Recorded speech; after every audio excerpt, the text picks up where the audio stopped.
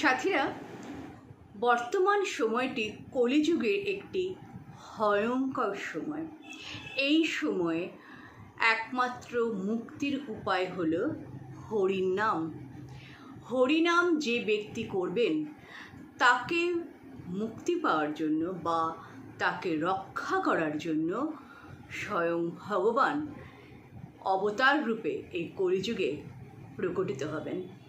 এক নগরে ভগবান শিবের একটি প্রসিদ্ধ মন্দির ছিল, যেই মন্দিরে ভগবান শিবকে দর্শন করার জন্য দূর দূরান্ত থেকে ভক্তরা সমবেত হতো এবং শ্রাবণ মাসে শিবজিকে জল অভিষেক করার জন্য কাঁধে বাঁক নিয়ে ভক্তদের ভিড় এই মন্দিরে সব সময় থাকত।